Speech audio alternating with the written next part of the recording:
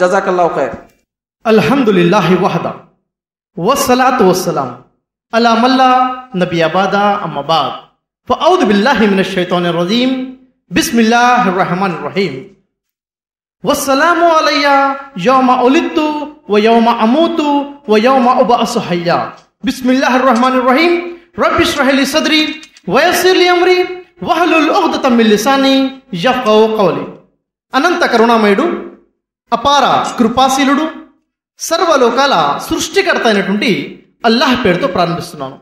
నేటి కార్యక్రమానికి సభా నిర్వహణకర్త సోదరుడు ఇలియాస్ అహ్మద్ గారు మరియు యుఐఆర్సి జనరల్ సెక్రటరీ అయినటువంటి సోదరుడు సిరాజుర్ రెహమాన్ గారు, అదేవిధముగా నేటి కార్యక్రమానికి సహాయ సహకారాలు అందించినటువంటి ఐఆర్జిసి ఆర్గనైజేషన్ ప్రెసిడెంట్ అయినటువంటి అబ్దుల్ లతీఫ్ ఖాన్ గారు, అదేవిధముగా జమాతే అల్ హదీస్ జమాత్ యొక్క అధ్యక్షులు అయినటువంటి సయ్యద్ ఇషాక్ ఆబిద్ గారిని, అదేవిధంగా నేటి కార్యక్రమానికి వేలాది సంఖ్యలో హాజరైనటువంటి హిందూ, ముస్లిం, క్రైస్తవ సోదర సోదరీమణులందరినీ కూడాను నేను ఇస్లామీయ పద్ధతిలో ఆహ్వానిస్తున్నాను.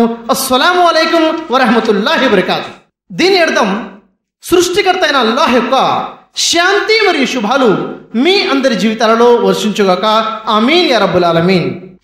నేటి నా అంశం యేసు పరిశుద్ధుడు బైబిల్ ప్రకారమా, ఖురాన్ ప్రకారమా?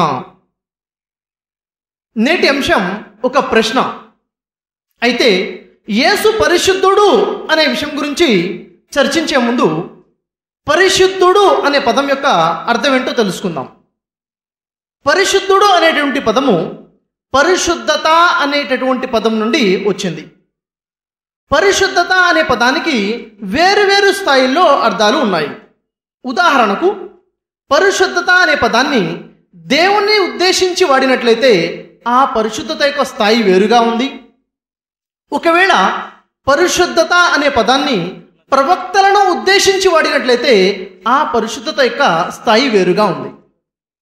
దేవుడు పరిశుద్ధుడే, ప్రవక్తలు కూడాను పరిశుద్ధులే.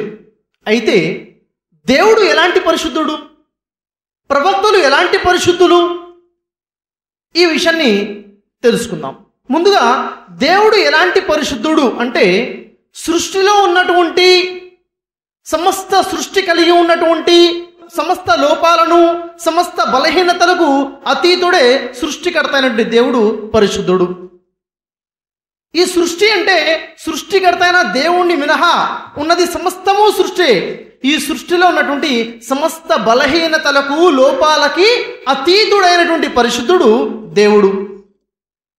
ఉదాహరణకు ఈ సృష్టిలో భాగమైనటువంటి మానవుడు, ప్రవక్తలు కూడా మానవులే. మానవుడు కలిగి ఉన్నటువంటి బలహీనతలన్నిటికీ అతీతుడే దేవుడు పరిశుద్ధుడు. ఉదాహరణకి ఈ మానవుడు కలిగి ఉన్న సహజ లోపాలని, సహజ బలహీనతలను చూసినట్లయితే ఆకలి తీర్చుకోవడం కోసం ఆహారం తినడము, దాహం తీర్చుకోవడం కోసం నీళ్లు తాగడము, అలసట తీర్చుకోవడం కోసము విశ్రాంతి తీసుకోవడము, నిద్రపోవడము, సహజ బలహీనతలు కలిగి ఉండడము, మర్చిపోవడము, చిన్న చిన్న పొరపాట్లు చేయడము, ఈ అవసరాలు కలిగి ఉండి అవసరాలు తీర్చుకోవడము, ఇవన్నీ కూడాను మానవుడు కలిగి ఉన్న సహజ బలహీనతలు. ఈ సర్వ లోపాలకి అతీతుడే పరిశుద్ధుడైనటువంటి దేవుడు. అయితే ఈ దేవుని యొక్క పరిశుద్ధత గురించి ఖురాన్ గ్రంథంలో సూరా అల్ హష్ర్ 59వ సూరా 23వ వాక్యంలో తెలియచేయడం జరిగింది. హువల్లాహుల్లజీ లా ఇలాహ ఇల్లా హువ అల్ మలికుల్ ఖుద్దూస్ అని తెలియచేయడం జరిగింది. ఆయనే అల్లాహ్, ఆయన తప్ప ఆరాధ్యం ఎవరూ లేరు, ఆయన చక్రవర్తి, ఆయన ఎంతో పరిశుద్ధుడు. అల్లా ఎలాంటి పరిశుద్ధుడు? ఆయన ఎంతో పరిశుద్ధుడు. అల్ ఖుద్దూస్ అన్న పదాన్ని అరబీలో వాడటం జరిగింది.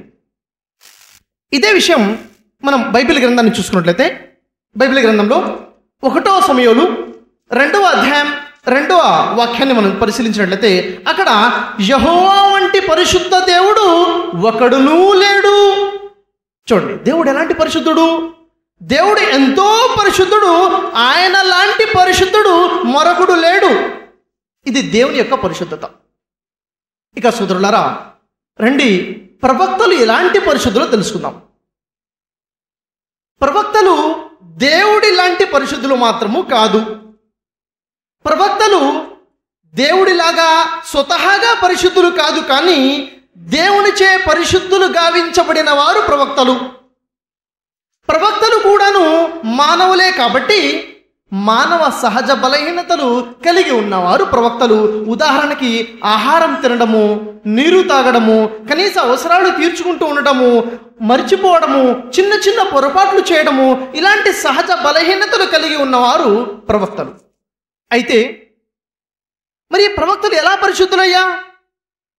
ఈ ప్రవక్తలు ఎలా పరిశుద్ధులంటే దేవుడు ఆజ్ఞాపించినటువంటి ఆజ్ఞలకు, నిబంధనలకు కట్టుబడి జీవితం గడపడం వల్ల ఈ ప్రవక్తలు పరిశుద్ధులయ్యారు.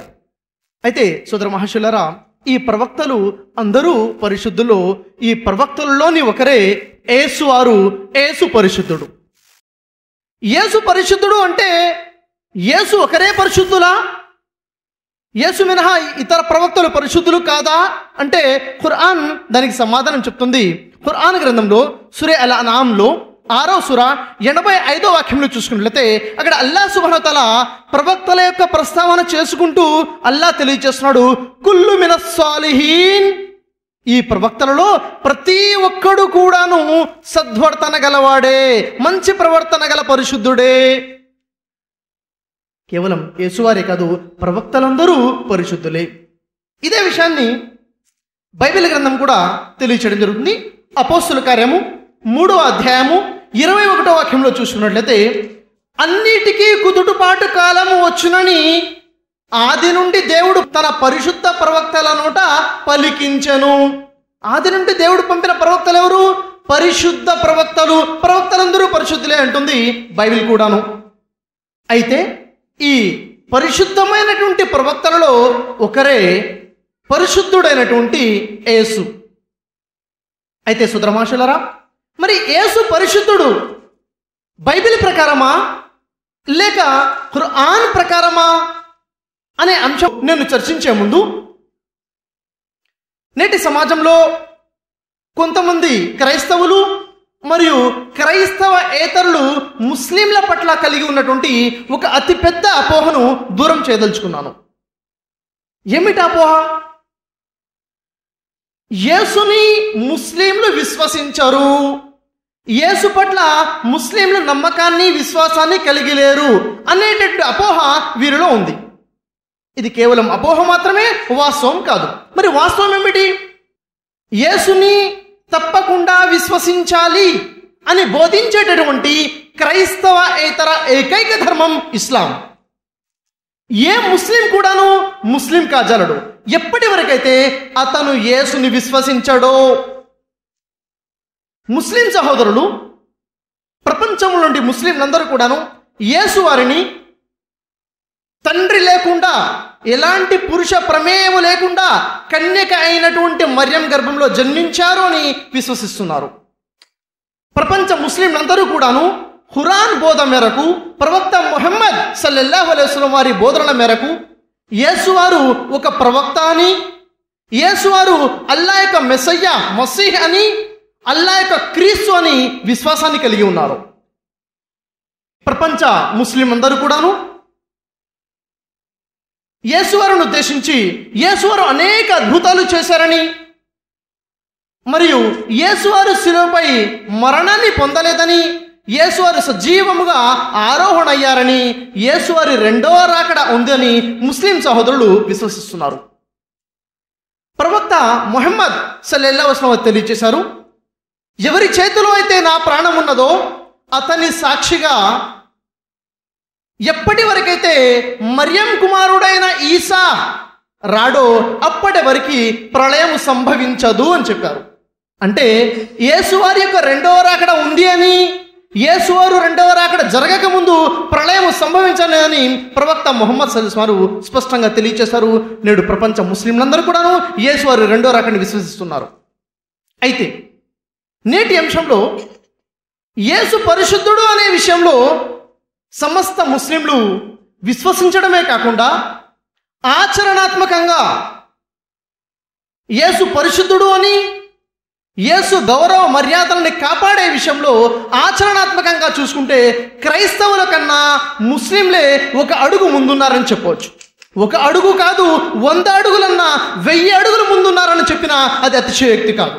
అది ఎలా చెప్తున్నారండి అంటే, ఒక్కసారి మనం చరిత్రను పరిశీలించినట్లయితే, చరిత్రలో క్రైస్తవ సోదరులు కొంతమంది యేసువారి పరిశుద్ధతకు భంగం కలిగే విధంగా, యేసువారి గౌరవానికి భంగం కలిగే విధంగా, యేసువారి గౌరవాన్ని కించపరిచే విధముగా అనేక సినిమాలు తీయడం జరిగింది. ఆ సినిమాలలో యేసువారిని నగ్నంగా చూపించుకుంటూ, యేసువారిని ఒక నపుంసకుడిగా చిత్రీకరించుకుంటూ, యేసువారిని ఒక పురుష సంయోగిగా అంటే హోమోసెక్సువల్ గైలా చూపించుకుంటూ, చిట్ట చివరికి వారు తయారు చేసిన కనీస 10 రూపాయల వస్తువును అమ్మడం కొరకు కూడాను వాణిజ్య ప్రకటనలు కూడా యేసువారిని వాడుకుంటే క్రైస్తవులు మన పాశ్చాత్య దేశాల్లో మనకు కనబడుతున్నారు. మరియు యేసువారికి సంబంధించిన నగ్నమైన అనేక విగ్రహాలు తయారు చేసుకుని ఆరాధించే క్రైస్తవులు ఉన్నారు ప్రపంచంలో. యేసువారికి సంబంధించి స్త్రీ రూపంలో ఉన్నటువంటి యేసు విగ్రహాన్ని తయారు చేసి ఆరాధించేవారు ఉన్నారు. అయితే ఎప్పుడెప్పుడైతే ప్రపంచంలో క్రైస్తవ సోదరులు యేసు పట్ల అశ్లీలమైన చిత్రాలు తీశారో, ప్రపంచంలో విడుదల చేశారో, అప్పుడప్పుడు ప్రపంచ ముస్లింలందరూ కూడాను ఈ విషయాన్ని ఖండించారు. పరిశుద్ధుడైన యేసు పట్ల ఈ విధంగా చేయడము సబబైన విషయము కాదు. యేసు పరిశుద్ధుడు, యేసు పరిశుద్ధ భంగం కలిగించే విధంగా ఇలాంటి కార్యాలు చేయడము తప్పు అని ఖండించడమే కాకుండా ఇలాంటి సినిమాలని బ్యాన్ చేశారు, నిర్మూలించాడు కూడా. ఉదాహరణకి 1980 సంవత్సరంలో the sexual life of Jesus Christ అని ఒక సంచలనాత్మకమైన సినిమాలు రిలీజ్ చేశారు. అంటే యేసువారి యొక్క లైంగిక జీవితము అని. మరి ఇలాంటి సినిమా ఎప్పుడైతే రిలీజ్ అయిందో వెంటనే ముస్లిం దేశాలన్నీ కూడాను ఇలాంటి సినిమాని బ్యాన్ చేసేసాయి. తమ దేశాల్లో ఇలాంటి సినిమాల్ని ఆడనివ్వలేదు, వారు తాము చూడలేదు, ప్రజల్ని చూడనివ్వలేదు. మరి ఈ సినిమాలు పూర్తిగా బ్యాన్ అయిపోయాయా అంటే బ్యాన్ అవ్వలేదు. ఇవి క్రైస్తవ దేశాల్లో ఇలాంటి సినిమాలకి గొప్ప ఆదరణ లభించింది. చీచి చాచా అంటూనే సినిమాలు చూసుకుంటూ ముందుకెళ్లారు. అంటే యేసుని అశ్లీలంగా చిత్రీకరిస్తూ సినిమాలు తీసింది క్రైస్తవులే, లొట్టలేసుకుంటూ వాటిని చూసింది క్రైస్తవులే. ఆ తర్వాత మరొక ఉదాహరణ చూసుకున్నట్లయితే the last temptation of Jesus Christ అనే సినిమా విడుదల చేయడం జరిగింది. అది అశ్లీలతకు, అసభ్యతకు ఒక మారుపేరని చెప్పవచ్చు. ఇలా చెప్పుకుంటూ పోతే నేను ఈ విషయం గురించి అతి ఎక్కువగా మాట్లాడదలుచుకోవడం లేదు. దీనికి సంబంధించినటువంటి వివరాలు కావాలంటే ఇంటర్నెట్లో మీరు చూడవచ్చు. యేసుకు సంబంధించినటువంటి ఎంత అశ్లీలమైన చిత్రాలు క్రైస్తవులు రూపొందించారో అన్న విషయం కావాలంటే ఇంటర్నెట్లో గూగుల్ సెర్చ్లో కానీ యూట్యూబ్లో కానీ మీరు చూడవచ్చు. ఇవి చూస్తుంటే మనసుకు చాలా బాధ కలుగుతుంది. నిజంగా యేసువారిని విశ్వసించేటటువంటి ఒక నిజమైన విశ్వాసి ఇలా చేయగలడా? నిజమైనగా వీరు విశ్వాసులేనా అని అనిపిస్తుంది. కానీ ప్రపంచ ముస్లింలందరూ కూడాను ఈ విషయాన్ని ఖండించారు. యేసు పరిశుద్ధతని ముస్లింలు ఎంతగా కాపాడారయ్యా అంటే ఇప్పటి వరకు ముస్లిం సమాజంలో నుండి ఏ ఒక్కడు కూడాను యేసువారి ఒక చిత్రాన్ని గీయటానికి కూడా సాహసించలేదు. ఇలా ఉన్నారేమో అని ఊహించుకుంటూ ఊహా చిత్రాన్ని కూడా గీయలేదు. క్రైస్తవులు మాత్రం ఎంత దూరం వెళ్ళిపోయారంటే అశ్లీల చిత్రాలు కూడా చిత్రించి విడుదల చేయడం జరిగింది. కాబట్టి నేను చెప్తున్నాను, క్రైస్తవుల కన్నా ముస్లింలే 1000 అడుగులకు పైన ముందున్నారు యేసువారి పరిశుద్ధతను కాపాడే విషయంలో, యేసువారి గౌరవ మర్యాదలు కాపాడే విషయంలో అనేసి. అయితే ఈ క్రైస్తవుల మరియు ముస్లింల విషయం పక్కన పెట్టినట్లయితే ఈ ఇరు వర్గాలు విశ్వసించేటటువంటి బైబిల్ మరియు ఖురాన్ ప్రకారముగా యేసు పరిశుద్ధుడు అనే విషయం గురించి ఈ 2 గ్రంథాలు ఏం మాట్లాడుతున్నాయో ఒకసారి మనం జాగ్రత్తగా పరిశీలిద్దాం. ముందుగా యేసు పరిశుద్ధత గురించి బైబిల్ గ్రంథం ఏం మాట్లాడుతుంది? యేసు పరిశుద్ధుడా అన్న ప్రశ్న ఈరోజు కాదు. యేసు పరిశుద్ధుడే. యేసు పరిశుద్ధుడు అని అనటంలో ఎలాంటి భేదాభిప్రాయం లేదు. యేసు పరిశుద్ధతను 1% కూడా ఎవరైనా శంకించారు, అనుమానించారంటే అతను ఆ క్షణమే అవిశ్వాసి అయిపోతాడు, విశ్వాసిగా మిగిలి ఉండడు ఇస్లాం ధర్మం ప్రకారముగా. అయితే యేసు పరిశుద్ధుడు అనే విషయంలో ఎలాంటి భేదాభిప్రాయము, ఎలాంటి అనుమానం లేదు. యేసు పరిశుద్ధుడే.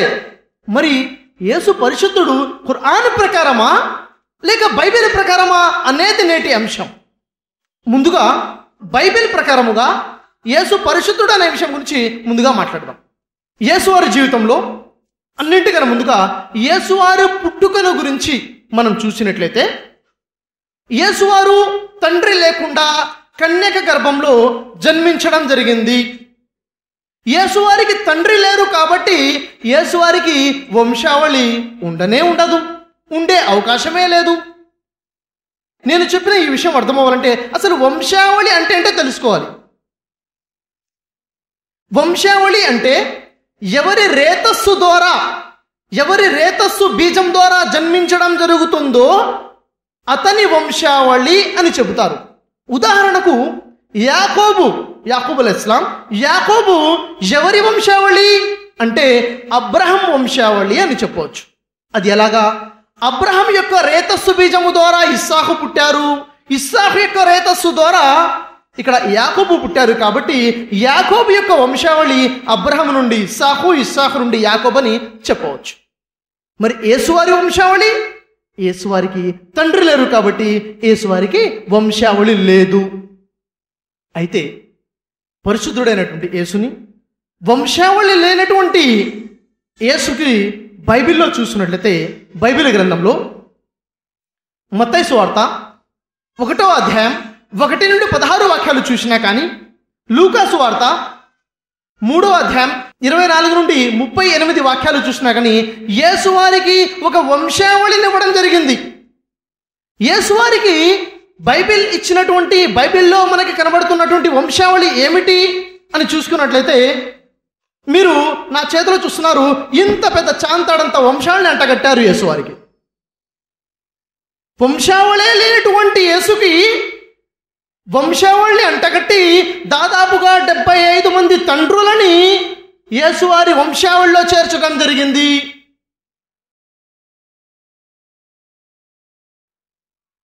అయితే ఈ వంశావళి బైబిల్ ఎక్కడ కనబడుతుంది? మత్తయి సువార్త 1వ అధ్యాయము 1 నుండి 16 వాక్యాలు, లూకా సువార్త 3వ అధ్యాయం 24 నుండి 38 వాక్యాల్లో యేసువారికి ఇవ్వబడినటువంటి వంశావళి యొక్క పేర్లు మనకు కనబడుతున్నాయి. అయితే ఆ పేర్లలో దావీదు పేరు కూడా మనకు కనబడుతుంది. దావీదు నుండి వంశావళి అబ్రహం నుండి ఇవ్వడం జరిగింది. అబ్రహం నుండి వస్తూ దావీదు వరకు చూసి, దావీదు నుండి యేసు వరకు మత్తయి సువార్తికుడు 26 మంది తండ్రులని యొక్క పేర్లను చేర్చడం జరిగింది. ఆ పేర్లు మీరు ఎక్కడ చూడగలుగుతారు? మత్తయి సువార్తికుడు ఇచ్చినటువంటి యేసువారికి ఇచ్చినటువంటి వంశావళి, దావీదు నుండి యేసు వరకు ఎంతమంది తండ్రులు ఉన్నారు అని చెప్తున్నారు? 26 మంది తండ్రులు ఉన్నారు యేసుకి మరియు దావీదుకు మధ్యన అని. ఇదే విషయం గురించి చర్చించుకుంటూ లూకా సువార్తికుడు ఏమంటున్నారు అంటే, లూకా సువార్తికుడు ఏమంటున్న విషయం చూసినట్లయితే అదే దావీదు నుండి యేసు వరకు ఉన్నటువంటి తండ్రుల పేర్లు చూసినట్లయితే 41 మంది తండ్రులు ఉన్నారన్న విషయము లూకా సువార్తికుడు చెప్తున్నాడు.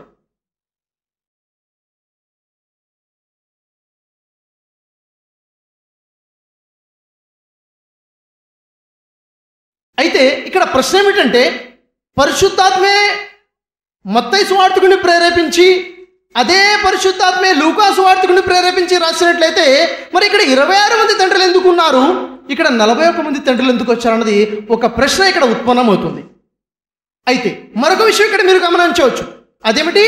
మత్తయి ఇచ్చినటువంటి 26 మంది తండ్రులలో, లూకా ఇచ్చినటువంటి 41 మంది తండ్రులలో ఒక్క చిట్ట చివరిలో కనబడుతున్నటువంటి ఒక వడ్రంగి అయిన యేసేపు పేరు తప్ప మరి ఒక్క పేరు కూడా సమానంగా లేదు. ఆ తర్వాత మరొక అతి ముఖ్యమైన విషయం, మత్తయి సువార్త వంశావళిని మీరు చూసినట్లయితే మత్తయి సువార్త యొక్క వంశావళిలో యేసు సొలొమోను ద్వారా దావీదు కుమారుడు అన్న విషయం రాయబడి ఉంది. అదే లూకా సువార్తను చూసుకున్నట్లయితే యేసువారు నాతాను ద్వారా దావీదు కుమారుడు అని రాసి ఉంది. అంటే దావీదుకు సొలొమోను ఒక కుమారుడు, నాతాను మరొక కుమారుడు. అయితే దావీదు కుమారుడైన సొలొమోను ద్వారా యేసు పుట్టారా మత్తయి అంటున్నట్లుగా, లేక దావీదు కుమారుడైన నాతాను ద్వారా యేసువారు జన్మించారా లూకా అంటున్నట్లుగా? ఏది వాస్తవం? ఇది వినగానే ఏమిటండి ఒకేసారి రెండు ఎలా సాధ్యమవుతాయి? పుడితే ఈ కుమారుడు ద్వారా యేసువారు పుట్టి ఉండాలి, లేక నాతాను ద్వారా పుట్టి ఉండాలి. ఈ రెండూ కరెక్ట్ కాదు, కానీ ఈ రెండిట్లో ఏదో ఒకటి కరెక్ట్ అయి ఉంటుంది అనవచ్చు కొందరు. కానీ నేనంటున్నాను ఈ రెండూ తప్పే. ఎందుకని? యేసు వారికి తండ్రి లేరు, యేసు వారికి వంశావళే లేదు.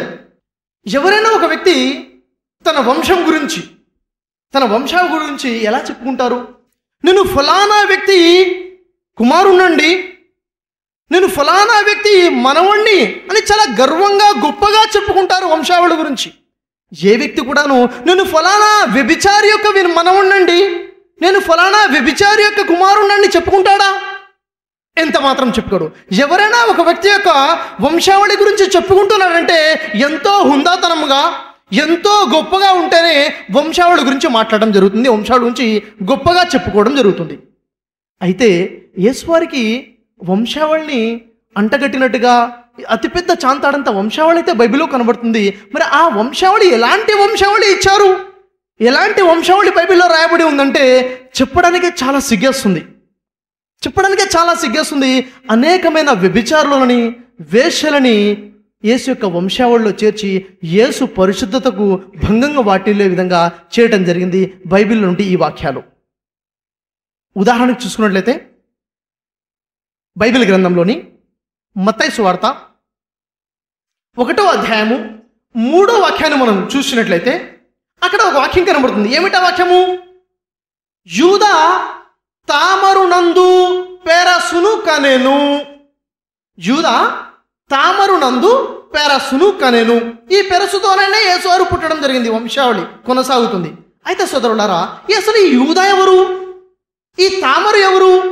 ఈ విషయం మనం చూడాలంటే బైబిల్లోని ఆదికాండము 38వ అధ్యాయాన్ని మనం చూడాలి. ఆ అధ్యాయంలో యూదా యొక్క చరిత్ర ఉంటుంది. ఈ చరిత్రని కాసింత మనం పరిశీలించుకుంటూ ముందుకెళ్దాం. యూదాకి 3 కుమారులు ఉన్నారు. పెద్ద కుమారుడు ఏరు, రెండవ కుమారుడు ఓనాను, మూడో కుమారుడు షేలా. తన పెద్ద కుమారుడైనటువంటి ఏరు పెద్దవాడైనప్పుడు యూదా తన పెద్ద కుమారుడికి తామరు అనే స్త్రీకిచ్చి వివాహం జరిపించడం జరుగుతుంది. మరి కొంతకాలానికే ఆ పెద్ద కుమారుడు చనిపోతాడు. పెద్ద కుమారుడు చనిపోయిన తర్వాత ఏం జరిగింది, ఇది నేను నా ప్రసంగంలో నేను ప్రసంగిస్తూ చెప్పడం కన్నా నేను భావిస్తున్నాను ఈ వాక్యాలు చదివి మీకు వినిపిస్తే చాలా మంచిగా ఉంటుందనేసి. ఎందుకంటే ఈ వాక్యాలు నా వైపు నుంచి నేను ప్రసంగం చేయలేను. బైబిల్లో ఉన్న వాక్యాలు నేను చదువుతాను, మీరు వాటిని అర్థం చేసుకునే ప్రయత్నం చేయండి. ఆదికాండము 38వ అధ్యాయం మొత్తం యూదా చరిత్ర ఉంటుంది. ఈ అధ్యాయంలో 30 వాక్యాలు ఉన్నాయి. ఇప్పటివరకు మనం చూసిన విషయము, పెద్ద కుమారుడైన ఏరు చనిపోయాడు. ఏరు చనిపోయిన తర్వాత యూదా ఏమంటున్నాడు చూడండి. అప్పుడు యూదా ఓనాను ఎవరు? రెండో కుమారుడు. నీ అన్న భార్య వద్దకు వెళ్ళి మరిది ధర్మము జరిగించి నీ అన్నకు సంతానము కలగజేయమని చెప్పాను. ఓనాను ఆ సంతానము తనది కానేరదని ఎరిగి ఆమెతో పోయినప్పుడు తన అన్నకు సంతానము కలగజేయకుండానట్లు తన రేతస్సును నేల మీద విడిచెను. అతడు చేసినటువంటి యెహోవాకు చెడ్డది గనుక అతడిని కూడా చంపివేశాను. ఏదైతే ఈ రెండో కుమారుడు చేశాడో, తన రేతస్సు ద్వారా తన అన్నకి సంతానం ఎందుకు కలగాలి అన్న ఒక ఆలోచనతో తను చేసినటువంటి కార్యం వల్ల దేవుడు అతన్ని చంపివేశాడన్న విషయం ఇక్కడ మనకి తెలుస్తుంది. మరి ఆ తర్వాత ఏమైంది? మూడో కుమారుడు ఉన్నాడు. వారి యొక్క యూదా ధర్మం ప్రకారముగా ఒక సోదరుడు సంతానం లేకుండా చనిపోయినట్లయితే తన మరొక సహోదరుడు తన అన్న వంశావళిని ముందుకు తీసుకెళ్ళడం కోసము తన రేతస్సుని ఇవ్వాలి అన్నది యూదా ధర్మం. మరి అప్పుడు యూదా అంటాడు, మరి నా చిన్న కుమారుడు ఏంటి షేలా చాలా చిన్నవాడు, ఇతను పెరిగి పెద్దవాడయ్యేంత వరకు నీవు నీ తల్లి ఇంటికి వెళ్ళవని తామరును పంపేస్తాడు. మరి యూదా వాగ్దానం ఏమిటి? షేలా మూడో కుమారుడైన షేలా పెద్దవాడైనప్పుడు తామరుకి ఇవ్వవలసి ఉంటుంది. తన ఇచ్చే వాగ్దానాన్ని తను భంగం చేస్తాడు. అప్పుడు ఏమవుతుంది? యూదా కోడలుండి తామరు యూదా మీద కోపం వచ్చేసి పగ తీర్చుకోవాలన్న ఆలోచన తామరు లోపల వస్తుంది. ఆ తర్వాత ఏమైందో చూడండి. ఒకరోజు యూదా తిమ్మాతునకు తన గొర్రెబొచ్చు కత్తిరించుటకు అక్కడికి వెళ్ళాను. తన గొర్రెబొచ్చు కత్తిరించుకోవడం కోసం తిమ్నాత్ అనే ప్రాంతానికి వెళ్తున్నాడు. ఈ విషయం ముందుగానే తెలుసుకున్నటువంటి తామరు ఏం చేసింది?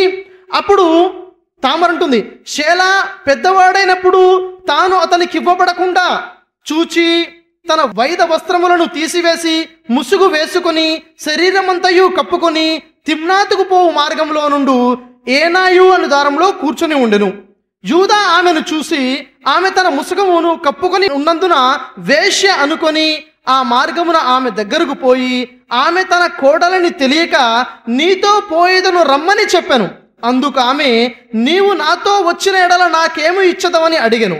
అందుకతడు నేను మందలో నుండిన మేకపిల్లను పంపెదను అని చెప్పినప్పుడు ఆమె అంటుంది, అది పంపు వరకు ఏదైనా నువ్వు కుదువ పెట్టినట్లయితే సరే అని చెప్తుంది. నువ్వేదైతే నీ కోరిక నా ద్వారా తీర్చుకోవాలనుకుంటున్నావో అది తీర్చుకోవడం కోసం నువ్వేదైతే మేకపిల్లని ఇస్తా అని చెప్తున్నావో అది ఇచ్చేంత వరకు ఏదైనా ఒక వస్తువుని కుదువ పెట్టు. ఏమి కుదువ పెట్టాలి అని యూదా తన కోడలను అడుగుతున్నాడు.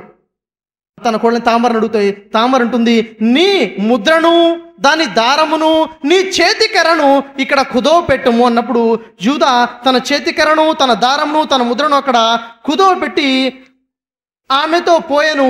ఆమె అతని వల్ల గర్భవతి ఆయను అన్న విషయం మనకి ఇక్కడ తెలుస్తుంది.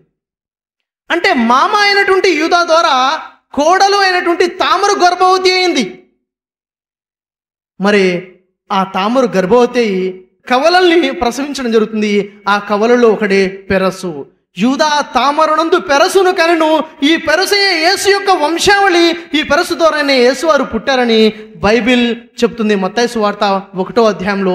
ఇది వింటుంటే ఎంత అగౌరవంగా ఎంత బాధాకరంగా ఉందంటే, పరిశుద్ధుడైన యేసుకి ఇలాంటి వంశావళిని అంటగట్టారా?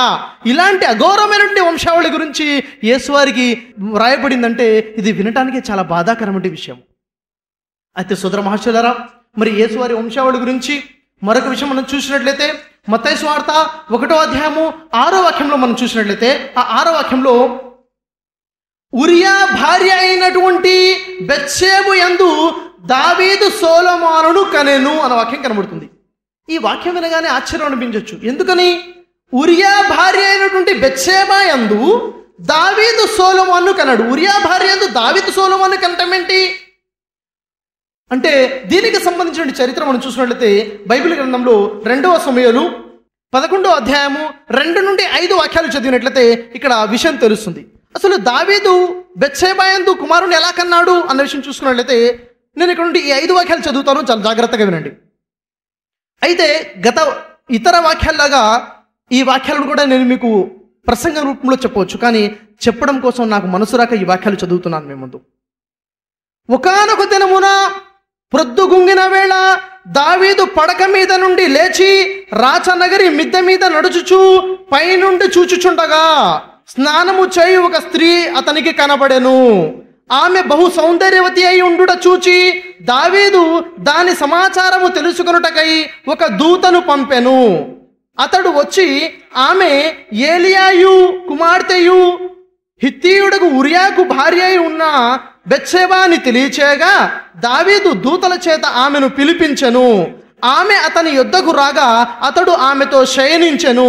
కలిగిన అపవిత్రతను పోగొట్టుకుని ఆమె తన ఇంటికి మరలా వచ్చెను. ఆ స్త్రీ గర్భవతి అయి నేను గర్భవతినై ఉన్నానని దావీదుకు వర్తమానం పంపెను. అయితే మరి విషయం ఏమిటో మీకు అర్థమైంది. తన వల్ల తన పొరుగువాడి భార్య గర్భవతి అయిందన్న విషయం తెలుసుకున్నటువంటి దావీదు ఒక ఆలోచన చేస్తాడు. ఏమిటి ఆలోచన? ఆ బెత్షెబా స్త్రీ యొక్క భర్త అయినటువంటి ఉరియాని చంపేయాలని ఆలోచన చేస్తాడు. ఆలోచన చేసి బాగా మోపుగా జరిగేటటువంటి యుద్ధం జరిగే ప్రదేశంలో అతన్ని పంపించడం జరుగుతుంది. పంపి అక్కడ అతన్ని చంపడం జరుగుతుంది. దీనికి సంబంధించిన వివరణ చూడాలంటే 2వ సమూయేలు 12వ అధ్యాయము 9వ వాక్యం చదువుతాను, వినండి. నీవు యెహోవా మాటను తృణీకరించి ఆయన దృష్టికి చెడుతనము చేసితివేమి? హిత్తీయుడకు ఉరియాను కత్తి చేత చంపించి అతని భార్యను నీకు భార్యగా ఎగునట్లు నీవు పట్టుకుని ఉన్నావు. అంటే ఇది యెహోవా దృష్టికి చాలా చెడ్డ కార్యము. మరి ఈ విషయం ఎందుకు చెప్తున్నాను నేను అంటే, మత్తయి సువార్తలో యేసు యొక్క వంశావళి గురించి వివరించుకుంటూ గొప్పగా ఆ వంశావళిలో ఈ దావీదు పేరు ఉరియా భార్య యొక్క ప్రస్తావన అక్కడ తీసుకురావడం జరిగింది. ఈ దావీదు ఎవరయ్యా అంటే తన పొరుగువాని భార్యనే ఆశించినటువంటి ఒక వ్యభిచారి. బెత్షెబా ఎవరంటే భర్త ఉండగా మరొకరితో వ్యభిచరించినటువంటి స్త్రీ. ఇలాంటి వారిని యేసువారి వంశావళి యేసువారి పూర్వీకులు అనటం కోసము మనసు ఎలా ఒప్పుతుంది? ఎంత అగౌరవపరిచే విషయం ఇది యేసువారి పట్ల. ఒక్కసారి ఆలోచించాలి సోదరులారా. ఇలా యేసువారి వంశావళి గురించి మాట్లాడుకుంటూ పోతే నేను వింటాను 2 గంటల సమయం కూడాను సరిపోదు, అంతగా యేసువారి వంశావళిని అఘోరపరిచారు. మరొక విషయం చూసుకుంటే మత్తయి సువార్త 1వ అధ్యాయం 5వ వాక్యంలో షల్మాను రాహబునందు బోయేజును కనెను. రాహబు అనే ఒక స్త్రీ ప్రస్తావన ఆ మత్తయి సువార్త 1వ అధ్యాయం 5వ వాక్యంలో కనబడుతుంది. ఎవరు ఈ మహిళ? రాహబు ఎవరండి? ఎవరి మహోన్నతమైనటువంటి స్త్రీ? యేసు వంశావళిలో స్థానం దక్కించుకుంటే ఈ మహోన్నతమైనటువంటి ఈ రాహబు అనే స్త్రీ ఎవరు అంటే, యెహోషువ అనేటువంటి గ్రంథంలో 6వ అధ్యాయం 17వ వాక్యము, యెహోషువ గ్రంథం 6వ అధ్యాయం 25వ వాక్యంలో ప్రకారంగా మనకు తెలుస్తుంది రాహబు ఒక వేశ్య అని. అంటే ఒక వేశ్యని తీసుకొచ్చి యేసు వారి వంశావళిలో చేర్చడం జరిగింది. ఇలా చెప్పుకుంటూ పోతే అనేక విషయాలు ఉన్నాయి. కాకపోతే పరిశుద్ధుడైనటువంటి యేసు, వంశావళి లేనటువంటి యేసు వంశావళి అంటగట్టమే కాకుండా ఇలాంటి నీచమైనటువంటి వంశావళి ఇవ్వడము ఎంత అగౌరవపరిచే విషయమో ఒకసారి ఆలోచించాలి. ఆ తర్వాత మరొక విషయాన్ని మనం చూసుకున్నట్లయితే, నేటి సమాజాన్ని పట్టి పీడిస్తూ ఉన్నటువంటి సమస్యల్లో అతిపెద్ద సమస్య ఏమిటంటే మద్యపానం అని చెప్పవచ్చు. ఆల్కహాలిజం, మద్యపానం అతిపెద్ద సమస్య. ఇది ఎంత పెద్ద సమస్య అంటే, ఎక్కడైతే మద్యపాని ఉంటాడో అక్కడ శాంతి మాయమైపోతుందని చెప్పవచ్చు. ఏ ఇంట్లో అయితే మద్యపాని తాగుబోతూ ఉంటాడో ఆ ఇంట్లో మొత్తం గొడవలే, శాంతికి దూరం అయిపోతుంది ఆ కుటుంబము. నెమ్మది ఆ కుటుంబం నాశనం అయిపోతుంది. తాగుబోతున్నటువంటి భర్త రాత్రి ఎప్పుడొచ్చి తలుపు కొడతాడో అని భార్య వణికిపోతూ ఉంటుంది భయముతో. మద్యపాని నుండి తండ్రి ఎప్పుడు ఇంటికి వస్తాడో, ఎప్పుడు అమ్మా నాన్న తగులాడుకుంటారో అని చెప్పేసి పిల్లలు భయపడుతూ ఉంటుంటారు. ఈ పరిస్థితి ఎలా అంటే, ఇంటి వారితో సమాజంలో ఉన్న ప్రజలు చీత్కరించబడేటువంటి వారు ఎవరైనా ఉన్నారంటే తాగుబోతూ మద్యపానులు అని చెప్పవచ్చు. ఈ తాగుబోతులో ఉన్నటువంటి కుటుంబంలో క్షణక్షణం భయంలాగా జీవితం ముందుకు కొనసాగుతుంది. అయితే సోదర మహాశయులారా, ఈ మద్యపానము, ఈ తాగుబోతత్వము ఇంత నీచమైన కార్యము. కానీ పరిశుద్ధుడైనటువంటి యేసుని ఉద్దేశించి బైబిల్లో యేసు ఒక మద్యపాని అని బైబిల్లో వ్రాయబడి ఉండటము కడు శోచనీయము, చాలా బాధాకరమైన విషయము. లూకాసు వార్త 7వ అధ్యాయము 33-34 వాక్యాలు చూసుకున్నట్లయితే అక్కడ స్వయంగా యేసువారే మాట్లాడుతున్నారు. యేసువారు ఏం మాట్లాడుతున్నారు? యేసువారు ఏం వివరిస్తున్నారు? చూడండి, యేసువారు ఏమంటున్నారు జాగ్రత్తగా. యేసువారు అంటున్నారు, బాప్తిజమిచ్చు యోహాను రొట్టె తినకయు ద్రాక్షరసము తాగకయు వచ్చెను, కనుక మీరు అతనిని దయ్యం పట్టిన వాడని అనుచున్నారు. మనుష్య కుమారుడు అంటే యేసు, మనుష్య కుమారుడు తినుచును త్రాగుచును వచ్చెను, కనుక మీరు అతనిని తిండిబోతును మద్యపానీయును అని అనుచున్నారు. ప్రజలు ఏమంటున్నారు? యేసును మద్యపాని, డ్రింకర్ అంటున్నారు, మద్యపాని అంటున్నారు. ఇక్కడ అనవచ్చు, యేసుని మద్యపాని అన్నది ప్రజలండి. ప్రజలు అన్నంత మాత్రాన యేసువారు మద్యపాని అయిపోతారా? ప్రజలు యేసువారిని దయ్యం పట్టినవారు అన్నారు. యేసువారు దయ్యం పట్టినవారు అయిపోతారా? కాదు. ప్రజలు అన్న మాటను తీసుకోవద్దు. సరే, యేసువారి మాటను తీసుకోవచ్చు కదా, తీసుకోవాలి. చూడండి, అసలు యేసువారు ఏం చెప్తున్నారో జాగ్రత్తగా ఆలోచించండి. యేసువారు ఏమంటున్నారు? బాప్తిజం ఇచ్చి యోహాను రొట్టె తినకయు ద్రాక్షరసము తాగకయు వచ్చను. బాప్తిజం ఇచ్చి యోహాను రొట్టె తిన్నాడా? తినలేదు. ద్రాక్షరసం తాగాడా? తాగలేదు. ప్రజలు అంటున్నారు దయ్యం పట్టినవాడు అని. ప్రజలనే మాటను వదిలేయండి. ఆ తర్వాత యేసు తన గురించి చెప్తున్నారు, మనుష్య కుమారుడు తినుచును, ఏమి తినుచు? రొట్టె తినుచు, త్రాగుచును, ఏమి త్రాగుచు? ద్రాక్షరసము త్రాగుతును వచ్చను, కనుక అంటున్నారు ప్రజలు మద్యపాని అని. యేసువారు ద్రాక్షరసం తాగారు అని అక్కడ స్పష్టంగా యేసువారే సాక్ష్యం చెప్తున్నారు. అదేంటండి, ద్రాక్షరసం తాగారు అన్నంత మాత్రాన మీరు అలా మాట్లాడతారంటే, తెలుగు భాషలో ముద్దుగా ద్రాక్షరసము అని రాయబడి ఉంది. ఇంగ్లీష్ భాషలో మనం చూసుకున్నట్లయితే ఇంగ్లీష్ భాషలో అదే వాక్యము లూకాసు వార్త 7వ అధ్యాయం 33-34 వాక్యాల్లో వైన్ అని రాయబడి ఉంది. వైన్ అంటే ఏంటో, వైన్ షాపుల్లో దొరికే వైన్ అంటే ఏమిటో మరోలాగా నేను మీకు వివరించాల్సిన అవసరం లేదు. ఇంగ్లీష్ బైబిల్లోనే కాదు, మీరు నా చేతిలో హెబ్రూ మరియు గ్రీక్ భాషలో ఉన్నటువంటి బైబిల్ని కూడా చూస్తున్నారు. గ్రీకు భాషలో ఉన్నటువంటి బైబిల్లో కొత్త నిబంధన లూకాసు వార్త 7వ అధ్యాయము 33-34 గ్రీక్ యొక్క వాక్యాలకి ఇంగ్లీష్ ట్రాన్స్లేషన్ అదే వాక్యంలో చేసుకుంటూ అక్కడ వైన్ అనే చేశారు. అయితే సోదరులారా, మరి ఈ విధంగా యేసువారి గురించి బైబిల్లో రాసి పెట్టి ఉండటము చాలా ఆలోచించాల్సిన విషయము.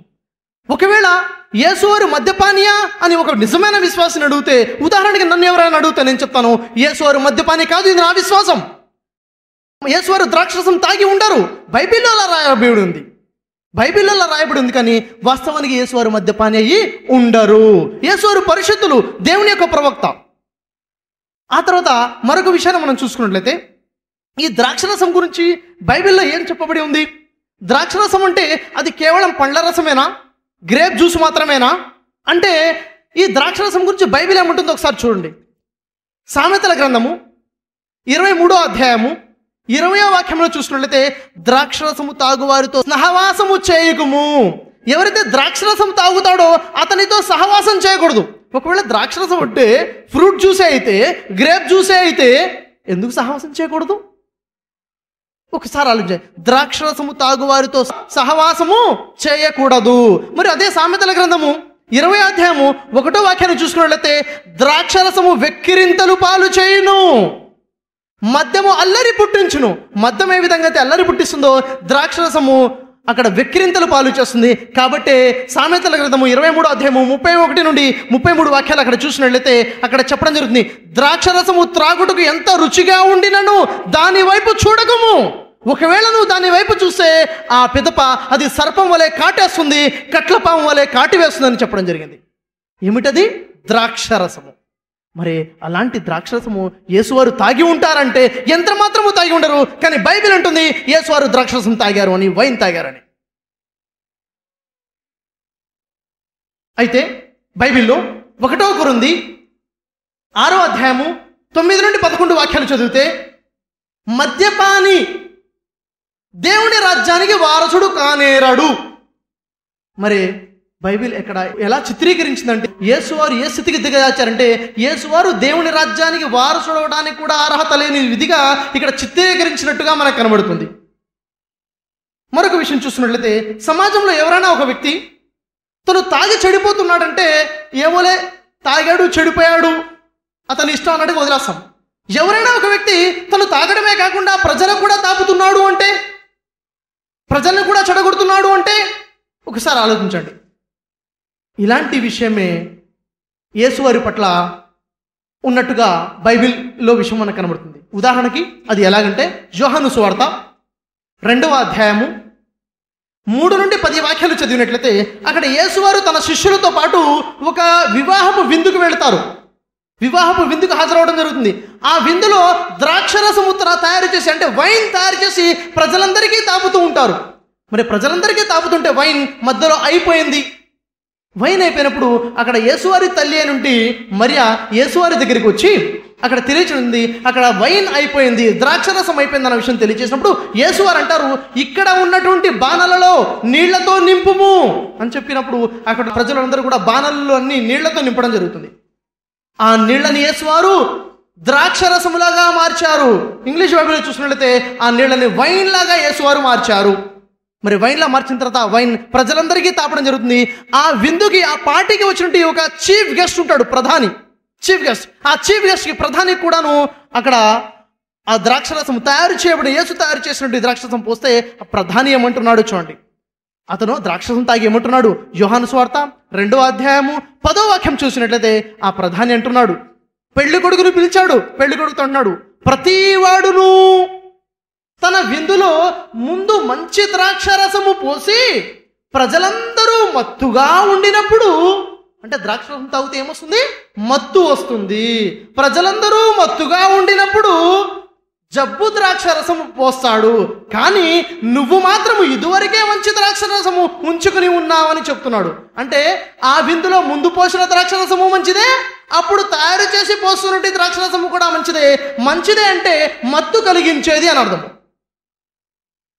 అంటే యేసువారు అక్కడ తయారు చేసినటువంటి నీళ్ళని ద్రాక్షరసంగా వైన్గా మార్చారు. ఆ వైన్ మత్తు కలిగించే వైన్ అని. ఈ విధంగా యేసువారి పట్ల నింద మోపడం, నేనంటాను ఇది నిందని. పరిశుద్ధుడైన యేసు ఇలాంటి కార్యం చేసి ఉంటారంటే నా యొక్క విశ్వాసం యేసువారు ఇలా చేసి ఉంటారు. యేసువారు ఇలాంటి కార్యం చేసి ఉంటారు. ఆజ్ఞ అతిక్రమమే పాపము. ద్రాక్షరసం తాగకూడదని ఆజ్ఞలు ఉన్నాయి, ఆజ్ఞ అతిక్రమం పాపం. ఇలాంటి పాపం యేసువారు చేసి ఉండరు, కానీ యేసువారు చేశారు అనే వాక్యాలు బైబిల్లో మనకు కనబడుతున్నాయి. ద్రాక్షరసం తాగారని, ద్రాక్షరసం తయారు చేసి ప్రజలకు తాపారని యేసువారు నీళ్ళని వైన్లా మార్చారు. కాబట్టి ఈరోజు పాశ్చాత్య దేశాల్లో మనం చూసుకున్నట్లయితే వైన్ నీళ్లలాగా తాగేస్తున్నట్టుగా మద్యం ఏరులై పారుతున్నట్టుగా మనం చూస్తున్నాం. అయితే సోదర మహాశయులారా, మరొక విషయాన్ని మనం యేసు పరిశుద్ధుడు అనే విషయాన్ని బైబిల్ ప్రకారంగా మనం చూసినట్లయితే, యేసువారు అసలు భూమి మీదకి వచ్చిందే సువార్త ప్రకటించడం కోసం, దేవుని గూర్చిన సువార్త ప్రజలకి బోధించడం కోసం యేసువారు రావడం జరిగింది. అయితే యేసువారు ప్రజలతో మాట్లాడేటప్పుడు ప్రజలతో ఎలా సంభాషించారు, ప్రజలతో ఎలా మాట్లాడారు అంటే బైబిల్లోని కొన్ని వాక్యాలు ఏమంటున్నాయంటే, యేసువారు ప్రజలతో అసభ్యకరంగా ప్రజల్ని అగౌరవపరుచుకుంటూ ప్రజల యొక్క మనోభావాలను దెబ్బతీసే విధంగా మాట్లాడారు అన్న సందేశము బైబిల్లో కనబడుతుంది. ఆ విధంగా బైబిల్లో రాయబడి ఉంది. ఉదాహరణకు మనం చూసినట్లయితే మత్తయి సువార్త 12వ అధ్యాయము 38 నుండి 40 వాక్యాలు మనం చూసినట్లయితే అక్కడ ఏం కనబడుతుంది? యేసువారి దగ్గరికి తన ఇశ్రాయేలు జాతి ప్రజలు, ఎవరు? తన జాతి ప్రజలే, తన ఇశ్రాయేలు జాతి ప్రజలైనటువంటి శాస్త్రులు పరిసయ్యులు వస్తారు. వచ్చి అంటున్నారు, బోధకుడా. ఎవరు బోధకుడు? యేసు. బోధకుడా, నీ వలన మేము ఒక సూచక క్రియ చూడగోరుచున్నాము, ఒక అద్భుతాన్ని, మెరాకిల్ని చూడాలనుకుంటున్నాము, ఒక అద్భుతాన్ని చూపించవా అని యేసువారిని అక్కడ శాస్త్రులు పరిసయ్యులు అడిగినప్పుడు యేసువారు జవాబుగా అంటున్నారు, వ్యభిచారుడైన చెడ్డతరం వారు సూచక క్రియను అడుగుచున్నారు. ఏమంటున్నారు యేసువారు? వ్యభిచారులైన చెడ్డతరము వారు, వ్యభిచారం వల్ల కలిగినటువంటి చెడ్డతరం వారు. చూడండి, ఈ విధంగా ఒక దేవుని యొక్క ప్రవక్త, సమాజాన్ని సంస్కరించడం కోసం వచ్చిన ప్రవక్త మాట్లాడి ఉంటారంటే యేసువారు ఈ విధంగా మాట్లాడి ఉండరు, ఈ విధంగా మాట్లాడారు అని బైబిల్లో మనకు కనబడుతుంది. అయితే తన ఇశ్రాయేలు జాతి ప్రజలతో అయితే ఈ విధంగా మాట్లాడేట్టుకుంది. ఇశ్రాయేలు జాతి ప్రజలు కాని వారితో యేసువారు ఎలా సంభాషించారో మనం చూసుకున్నట్లయితే మత్తయి సువార్త 15వ అధ్యాయము 21 నుండి 26 వాక్యాలు మనం చూసినట్లయితే, యేసువారి దగ్గరికి కానాను అనే ప్రదేశం నుంచి ఒక స్త్రీ రావడం జరుగుతుంది. ఆ స్త్రీ వచ్చి యేసువారితో మొరపెట్టుకుంటుంది, యేసువారిని వేడుకుంటుంది. ఏమని? నా కూతురు దయ్యం పట్టుకుని ఉన్నది, బహు బాధపడుచున్నది, దయచేసి నీ అద్భుతం ద్వారా దయ్యం వెళ్ళగొట్టే విధంగా చేయమని, సహాయం చేయమని కేకలు వేసి సహాయం కోరుతుంది. యేసువారు మాత్రం ఏమాత్రము మాట్లాడడం జరగదు, ఏమాత్రం యేసువారికి కనికరం రాదు.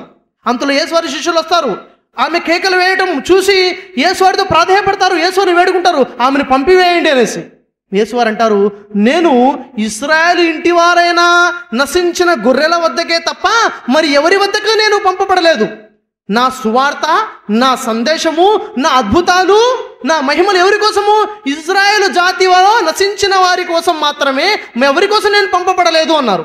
అయినప్పటికీ ఈ మాట విన్న తర్వాత కూడా ఆ స్త్రీ అక్కడి నుంచి వెళ్ళిపోలేదు, ఇంకా రిక్వెస్ట్ వస్తుంది, ఇంకా సహాయం కోరుతుంది.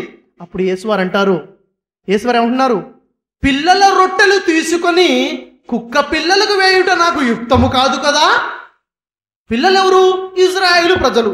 రొట్టెలేమిటి? ఇశ్రాయేలు ప్రజల కోసం యేసు తీసుకొచ్చిన సువార్త. నేను తీసుకొచ్చిన సువార్త, నేను తీసుకొచ్చిన మహిమలు, అద్భుతాలు ఎవరి కోసము? ఇశ్రాయేలు పిల్లల కోసము. పిల్లల రొట్టెలు తీసుకొని కుక్క పిల్లలకు వేయుట యుక్తము కాదు కదా. మరి కుక్క పిల్లలు ఎవరు అంటే ఇశ్రాయేలు జాతి ప్రజలు కానటువంటి ప్రజలని యేసువారు కుక్క పిల్లలు అని సంభాషించారని బైబిల్ ఉంటుంది. ఒక ప్రవక్త ఈ విధంగా ఖచ్చితంగా మాట్లాడి ఉండారు, పరిశుద్ధుడైన యేసు ఈ విధంగా ఖచ్చితంగా మాట్లాడి ఉండారు. కానీ బైబిల్లో యేసువారు అలా మాట్లాడారు, కుక్క పిల్లల్ని మాట్లాడి ఉంటుంది. ఇలాంటి వాక్యాలు బైబిల్లో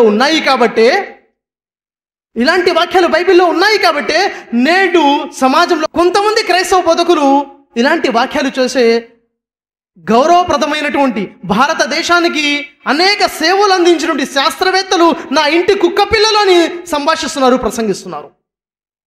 ఇండియాలో శాస్త్రవేత్తలు అంటే నాకు కుక్క పిల్లలటోళ్ళు. ఇండియా శాస్త్రవేత్తలు అంటే నాకు కుక్క పిల్లల్లా చూస్తాను, వాళ్ళని విజిలేసి పిలుస్తాను. ఇక విదేశాల్లో ఉన్న నాసా అంతరిక్ష శాస్త్రవేత్తలు కానీ తొడకొట్టి పిలిచానండి వాళ్ళని, ఎందుకంటే వాళ్ళు తొడకొట్టాలి.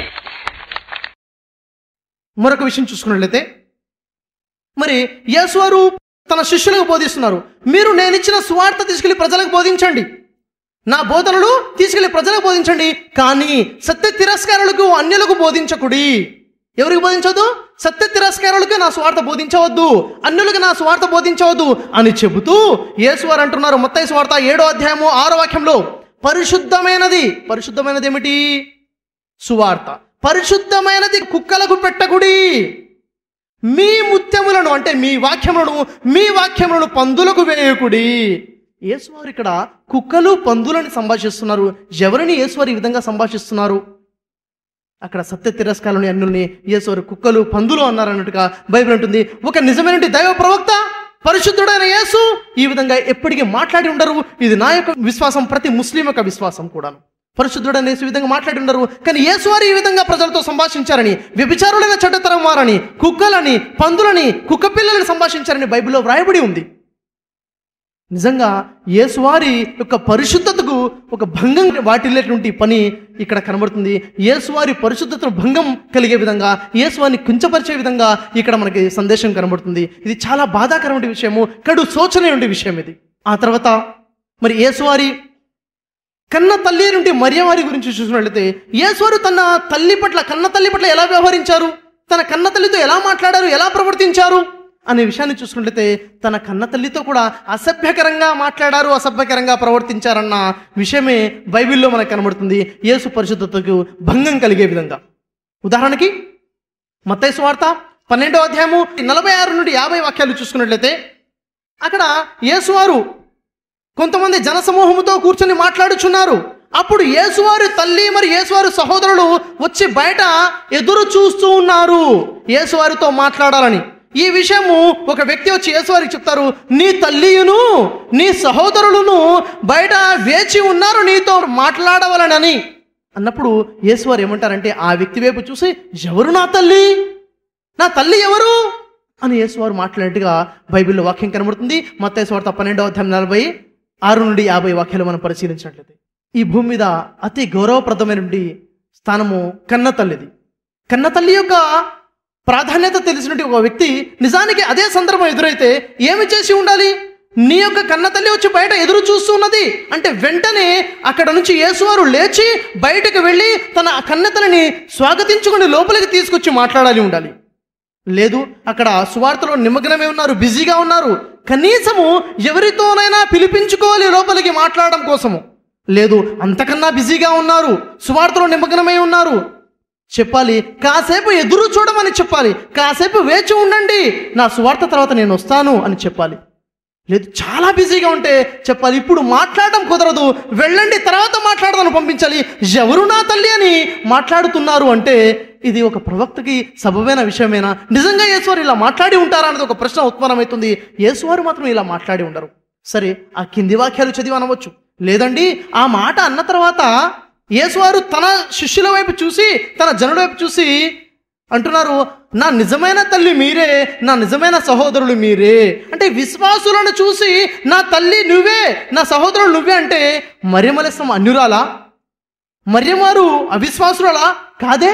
మరియవారు శారీరక సంబంధంగా యేసువారి తల్లి, మరియు ఆత్మీయంగా కూడా యేసువారి తల్లియే. ఇంత బరితెగించి యేసువారు మాట్లాడారంటే ఇది నమ్మశక్యంగా లేదు. యేసువారు ఇలా మాట్లాడి ఉండరు. ఆ తర్వాత యోహాను సువార్త 2వ అధ్యాయం 3-4 వాక్యాలు చూసినట్లయితే, ఆ వివాహపు విందుకు వెళ్ళినప్పుడు ఆ వివాహపు విందులో ద్రాక్షరసము వైన్ అయిపోయిందని చెప్పి యేసువారి తల్లి వచ్చి యేసువారికి చెప్తున్నారు. ఏమని? ద్రాక్షరసం అయిపోయింది అన్నప్పుడు అని చెప్పినప్పుడు అక్కడ యేసువారు తన తల్లితో ఏమంటున్నారంటే, ఓ స్త్రీ, నాతో నీకేం పని అని యేసువారు అక్కడ అన్నట్టుగా మనకి ఇంగ్లీష్ బైబిల్లో, మరి హెబ్రీ మరి గ్రీక్ బైబిల్లో కనబడుతుంది. తెలుగు భాషలో ఉన్న బైబిల్లో మాత్రము అమ్మా నాతో నీకేం పని అని ట్రాన్స్లేషన్ చేశారు. ఇంగ్లీష్ బైబిల్లో ఉమెన్ అని ఉంది. ఉమెన్ అంటే ఏమిటి? మదర్ అంటే ఏమిటి? మదర్ అంటే అమ్మ అని, ఉమెన్ అంటే ఓ స్త్రీ అని. అయితే ఇంగ్లీష్ మీడియం చదువుతున్నట్టు మొదటి తరగతిలో ఉన్నట్టు ఒక విద్యార్థిని అడిగినా కానీ, చిన్న బాబుని అడిగినా కానీ, మదర్ అంటే ఏమిటి, ఉమెన్ అంటే ఏమిటి అంటే, ఉమెన్ అంటే స్త్రీ అని, మదర్ అంటే అమ్మ అని అంటారు. ఇక ట్రాన్స్లేషన్ మాత్రం అమ్మ అని చేశారు. అక్కడ యేసువారు ఓ స్త్రీ నాతో నీకేం పని అని యేసువారు మాట్లాడారని బైబిల్లో కనబడుతుంది. మరి నిజమైన ప్రవక్త అయితే ఆ విధంగా మాట్లాడి ఉంటారు. యేసువారు దేవుని యొక్క ప్రవక్త, పరిశుద్ధుడు అన్నది మన యొక్క విశ్వాసం. అయితే సోదర మహాశులారా, చివరగా యేసువారు శాపగ్రస్తుడు ఉంటుంది బైబిల్. శాపగ్రస్తుడు ఉంటుంది. ద్వితీయోపదేశకాండం 21వ అధ్యాయం 23వ వాక్యం ప్రకారంగా, మ్రాను మీద వేలాడువాడు శాపగ్రస్తుడు. మ్రాను మీద అంటే శిలువ మీద వేలాడేవాడు శాపగ్రస్తుడు. మరి గలతీయులకు రాసిన పత్రిక 3వ అధ్యాయం 14వ వాక్యం ప్రకారంగా, యేసు మన కోసం శాపమై శాపగ్రస్తుడు అయిపోయాడని అంటుంది. అంటే బైబిల్ ప్రకారముగా యేసువారు శాపగ్రస్తుడు అన్న సందేశం మనకు కనబడుతుంది. సోదర మహాశయులారా, మరి అనేక విషయాలు చర్చనీయాంశాలు ఉన్నాయి ఇక్కడ.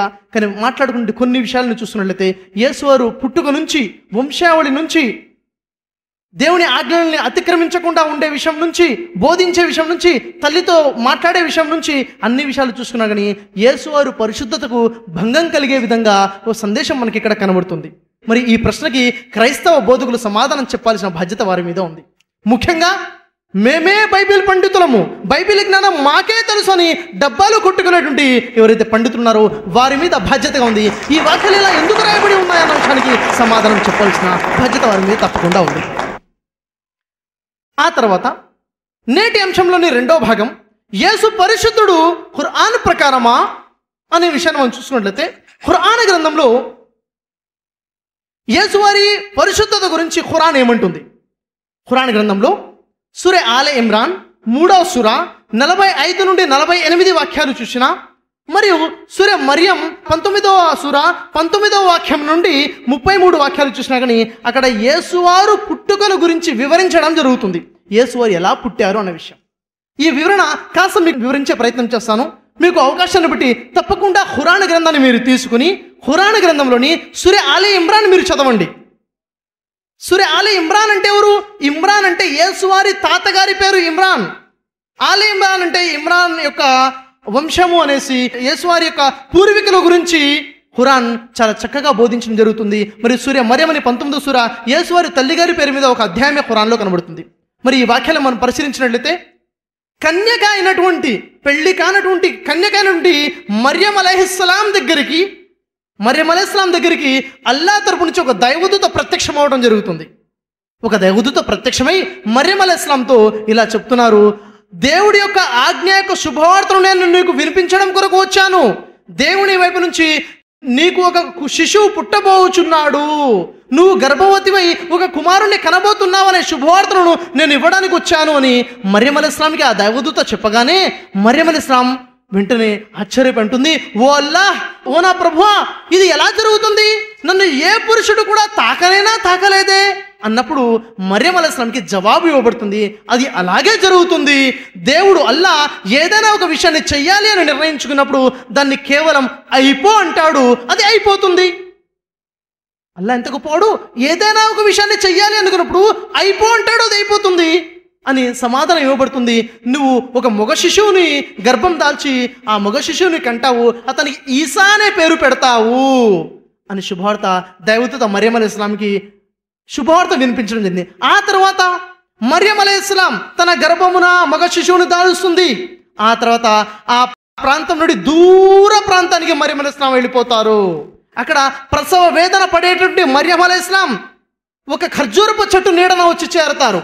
అక్కడ వాపోతారు, అయ్యో ఈ స్థితి రాకముందే నేను మరణించి ఉంటే ఎంత బాగుండేది, నేను నామరూపాలు లేకుండా నేను నాశనం అయిపోయి ఉంటే ఎంత బాగుండేది. ఎందుకని మరియం అలైహిస్సలాం ఇలా వాపోతున్నారు?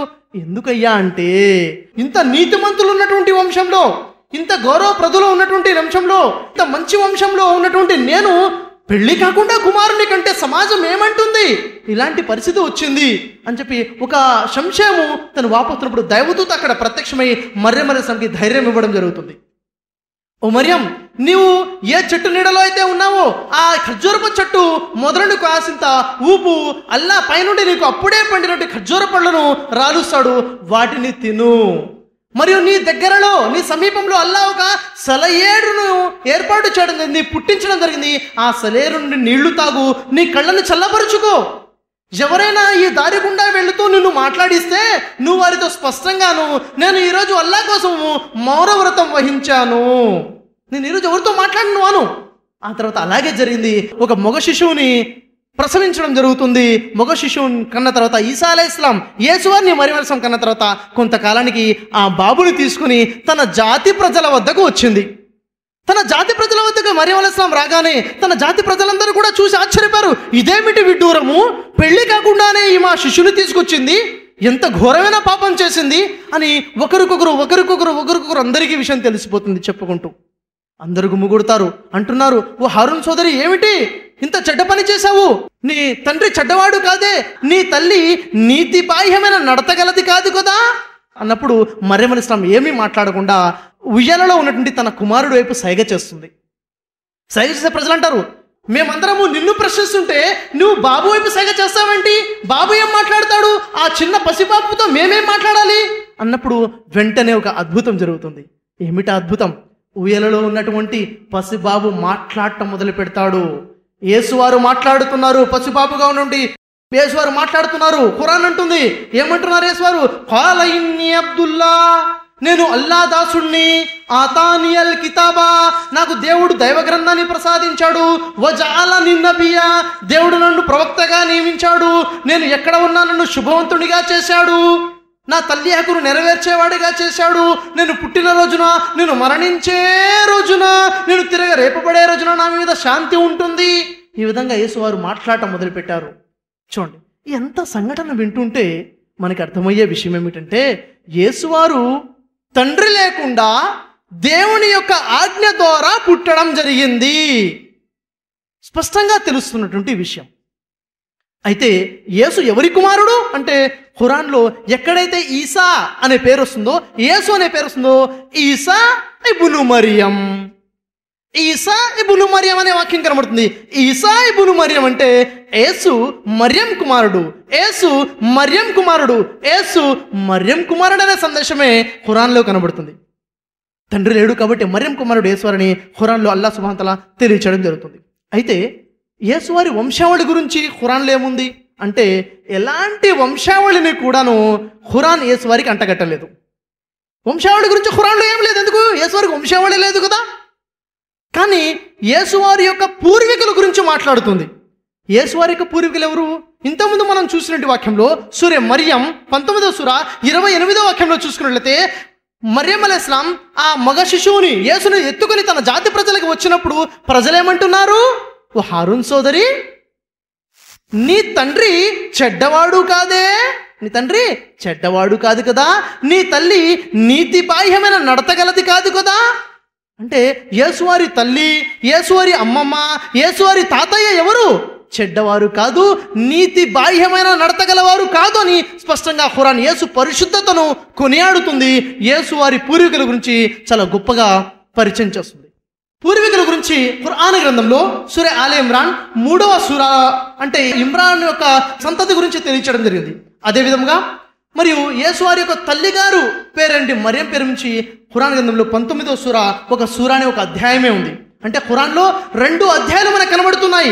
ఒకటి సూర్య మరియం యేసువారి తల్లిగారి పేరు, ఒకటి సూర్య ఆలే ఇమ్రాన్ యేసువారి పూర్వీకుల పేరు నుంచి మనకి 2 అధ్యాయాలు ఖురాన్లో మనకు కనబడుతున్నాయి. యేసువారి యొక్క పూర్వీకుల గురించి ఇంత గొప్పగా వారు నీతిమంతులని ఖురాన్ యేసు పరిశుద్ధతను కొనియాడుతుంది.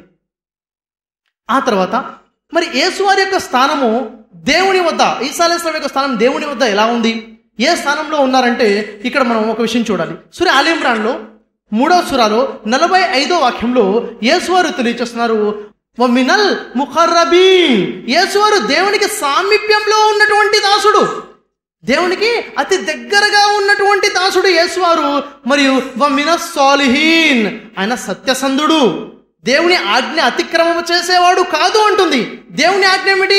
ద్రాక్షరసం తాగొద్దు, మద్యపానం సేవించకూడదు. యేసువారు మద్యపానం తాగలేదు అంటుంది ఖురాన్. ఎందుకు? ఆయన సత్యసంధుడు, మరి ఆయన మంచి ప్రవర్తన కలవారని ఖురాన్ చెప్తుంది. యేసువారు జూదమాడలేదు, దేవుడి ఆజ్ఞ అతిక్రమించలేదు, దేవుని ఆజ్ఞ అతిక్రమించి యేసువారు వ్యభిచారము చేయలేదు, యేసువారు ఎలాంటి చెడ్డ కార్యము చేయలేదు.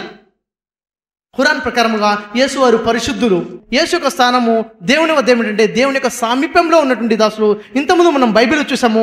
బైబిల్లో యేసు యొక్క స్థానం దేవుని వద్ద ఏముందే అంటే 2 వాక్యాల ప్రకారముగా లూకాసు వార్త 7వ అధ్యాయం 33-34 వాక్యాల ప్రకారంగా యేసువారు ద్రాక్షరసం తాగారని, 1 కొరింథీ 6వ అధ్యాయం 9 నుండి 11వ వాక్యం ప్రకారముగా ద్రాక్షరసం తాగువారు దేవుని రాజ్యానికి వారసులు కానేరరు. అంటే బైబిల్ ప్రకారముగా యేసు స్థానము దేవుని రాజ్యానికి వారసుడుగా ఉండడానికి అర్హత లేనట్టుగా మనకు కనబడుతుంటే, ఖురాన్లో మాత్రం దేవునికి సామీప్యంగా ఉన్నటువంటి దాసుడుగా కనబడుతున్నారు. ఈ విధంగా ఖురాన్ యేసు పరిశుద్ధతని కొనియాడింది అన్న విషయం కూడా మనకు తెలుస్తుంది. ఆ తర్వాత మరి ఖురాన్ గ్రంథంలో యేసువారు ప్రజలతో ఎలా సంభాషించారు? ప్రజలతో అసభ్యకరంగా, అగౌరవంగా, వారి మనోభావాలు దెబ్బతీసే విధంగా ఖురాన్లో ఎక్కడన్నా యేసువారు సంభాషించినట్టుగా ఉందా? అసలు ఖురాన్లో యేసువారు ఎలా ప్రజలతో సంభాషించారు అన్న విషయాన్ని మనం చూసుకున్నట్లయితే యేసువారు అంటున్నారు, యా బనీ ఇస్రాయిల్ అని యేసువారు సంభాషిస్తున్నారు. ఓ ఇస్రాయేలు సంతతి వారలారా, చూడండి ఎంత గౌరవంగా చెప్తున్నారు.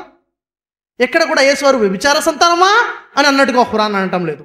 ఏమంటున్నారు? యా బనీ ఇస్రాయిల్, యా ఖౌమి, ఓ నా జాతి ప్రజలారా అని యేసువారు ప్రజలతో మాట్లాడుతున్నారు చాలా గౌరవంగా అని తెలియచడం జరిగింది. యేసువారు ఏం బోధించేవారు అని అంటే ఖురాన్ గ్రంథంలో 5వ సూరా 117వ వాక్యంలో చూసుకున్నట్లయితే మా కుల్తు లహుం ఇల్లా మా అమర్తని అన్న వాక్యం కనబడుతుంది.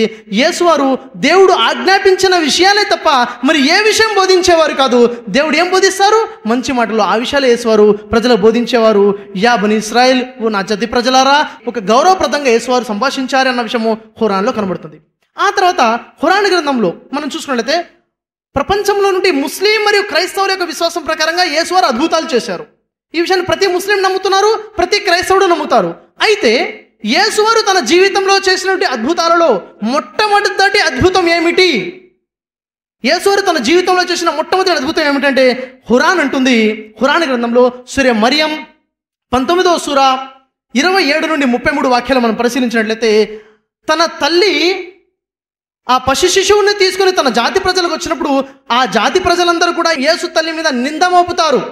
నీవు చెడ్డ పని చేసి కుమారుణ్ణి కన్నావు అని ఒక నింద యేసు తల్లి మీద మోపడం జరిగింది. అప్పుడు యేసువారు మొదటి అద్భుతం చేశారు. ఉయ్యలలో ఉన్నప్పుడే మాట్లాడి కన్న తల్లి మీద పడ్డ నిందను తుడిచేశారు. యేసువారు చేసిన మొదటి అద్భుతం కన్న తల్లి మీద పడ్డ నిందను తుడిచివేయడము. మరి బైబిల్ ప్రకారంగా మొట్టమొదటి అద్భుతం ఏమిటి? యేసువారు చేసిన మొట్టమొదటి అద్భుతం ఏమిటంటే వెంటనే ఏ క్రైస్తవుడైనా చెప్తాడు. ఎందుకని? వారికి ఈ విషయం తెలుసు. అనేకసార్లు వారు విని ఉన్నారు, చదివి ఉన్నారు. యేసువారు తన జీవితంలో చేసిన మొట్టమొదటి అద్భుతం ఏమిటి అంటే అక్కడ వివాహపు విందుకు వెళ్ళినప్పుడు అక్కడ ద్రాక్షరసం యొక్క పార్టీ, వైన్ పార్టీ జరుగుతుంది. వైన్ పార్టీ చేసుకునేటప్పుడు అక్కడ వైన్ అయిపోవడం జరుగుతుంది. వైన్ అయిపోయి ప్రజలందరూ బాధపడేటప్పుడు వైన్ అయిపోయింది పార్టీలో, వైన్ కోసం అందరూ బాధపడుతున్నారు, ఎదురు చూస్తున్నారు. అప్పుడు అయిపోయినటువంటి వైన్ని నీళ్ళని ద్రాక్షరసంగా మార్చి, నీళ్ళని వైన్గా మార్చి అక్కడ ఉన్నటువంటి మద్యపానులకు సహాయం చేశారు, ప్రోత్సహించారంటుంది బైబిల్. చూడండి, పరిశుద్ధుడైన యేసు ఎక్కడ కనబడుతున్నాడు? నిజంగా యేసు అలాంటి అద్భుతాలు చేస్తారా? దేవుని ఆజ్ఞకు వ్యతిరేకంగా ఆజ్ఞ అతిక్రమం చేసిన అద్భుతాలు చేస్తారంటే ఎప్పుడు నిజమైన దైవప్రవక్త అలా విధంగా చేయరు. యేసు నిజమైన దైవప్రవక్త, యేసు పరిశుద్ధుడు కాబట్టి అలాంటి అద్భుతం జరిగి ఉండదు. కానీ ఈ అద్భుతాలను మనం పరిశీలిస్తే తెలుస్తుంది ఎంత గొప్పగా యేసు వారు ఖురాన్లో కనబడుతున్నారు, యేసు పరిశుద్ధత ఎంత గొప్పగా ఖురాన్లో ఉందన్న విషయము. ఆ తర్వాత మరి తన తల్లి నుండి మరియం అలైహిస్సలాంతో ఏ విధంగా యేసువారు ప్రవర్తించేవారు అన్న విషయాన్ని మనం చూసుకున్నట్లయితే ఒక వాక్యం మనం ఖురాన్లో అనేక వాక్యాలు ఉన్నాయి. ఒక వాక్యం మనం చూసుకున్నట్లయితే సూర మరియంలో 32 వాక్యంలో చూసుకున్నట్లయితే యేసువారు తన తల్లితో ఎలాంటి సంబంధం కలిగి ఉండేవారు అన్న విషయం గురించి చూసినట్లయితే వబర్రం బివాలిదతి అన్న వాక్యం కనబడుతుంది. వబర్రం బివాలిదతి అంటే తన వాలిద ఎవరైతే ఉన్నారో, తన తల్లి ఎవరైతే ఉన్నారో, తన తల్లి యొక్క హక్కు నెరవేర్చేవాడిగా యేసువారు ఖురాన్లో కనబడుతున్నారు. తల్లి హక్కు నెరవేర్చడం అంటే ఏమిటి? తల్లి హక్కులు ఏమిటి అంటే సూర బనీ ఇస్రాయిల్ 17వ సూర 23వ వాక్యంలో మనం చూసినట్లయితే తల్లిదండ్రులతో ఎలా మాట్లాడాలి, తల్లిదండ్రులతో ఎలా మెలగాలన్న వాక్యాలు మనకు కనబడుతున్నాయి. తల్లి యొక్క హక్కులు, తండ్రి యొక్క హక్కులు ఉన్నాయి.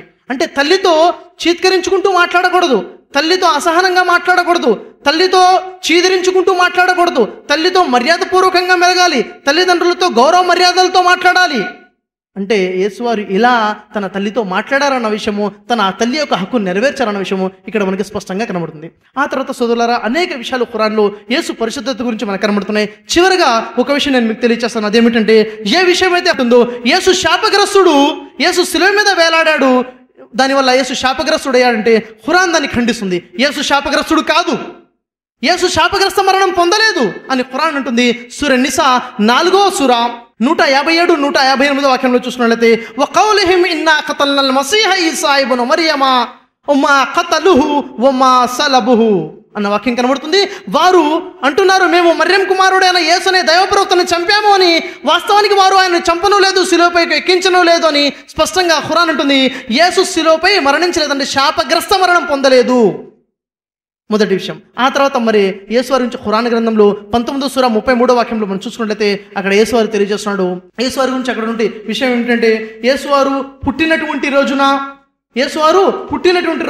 యేసు మరణించే రోజున, తిరిగి లేపబడే రోజున యేసుపై శాంతి ఉంటుంది అన్న విషయం. కాబట్టి సోదర మహర్షులారా, మరి ఇన్ని విషయాలు పరిశీలించిన తర్వాత ఖురాన్ మరియు బైబిల్ ప్రకారము ఏ గ్రంథం ప్రకారంగా యేసు పరిశుద్ధుడిగా మనకు కనబడుతున్నారన్న విషయము మనం పరిశీలించినట్లయితే స్పష్టంగా ఇక్కడ విషయం తెలుస్తుంది.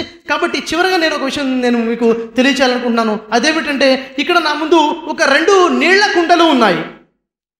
ఈ 2 కుండలు కూడా నీళ్లతో నిండి ఉన్నాయి. ఒక కుండలో ఉన్నటువంటి నీళ్లు మాత్రము పరిశుద్ధంగా ఉన్నాయి. రెండో కుండలో ఉన్నటువంటి నీళ్ల యొక్క పరిశుద్ధతకు భంగం కలిగింది, అపరిశుద్ధంగా మారిపోయాయి. ఇప్పుడు మీరు నీళ్లు తాగాలనుకుంటున్నారు. ఏ కుండలో ఉన్న నీళ్లు మీరు తాగుతారు? పరిశుద్ధంగా ఉన్నటువంటి నీళ్లు ఉన్నటువంటి కుండలో నీళ్లు తాగుతారా? పరిశుద్ధత భంగం కలిగినటువంటి కుండలో నీళ్లు తాగుతారా? మీరే నిర్ణయించుకోవాలి. ఖురాన్లో యేసు వారి పరిశుద్ధత అని గురించి కొనియాడటం జరిగింది. యేసు పరిశుద్ధుడు ఖురాన్ ప్రకారముగా అన్న విషయం ఇక్కడ మనకి స్పష్టంగా తెలుస్తుంది. కాబట్టి మరి చివరిగా అల్లాతో నేను దువా చేస్తున్నాను. ఏదైతే ఇక్కడ సత్యాలు మాట్లాడడం జరిగిందో ఈ వాస్తవాల్ని గ్రహించి సత్యాన్ని గ్రహించి మరి సత్య మార్గంలో నడిచిన భాగ్యాన్ని అల్లా మనందరికీ ప్రసాదించాలని వాఖిరు దావనా అల్హమ్దులిల్లాహి రబ్బిల్ ఆలమీన్. అస్సలాము అలైకుం వరహమతుల్లాహి వబరకాతుహు. జజాకల్లాహు ఖైర్.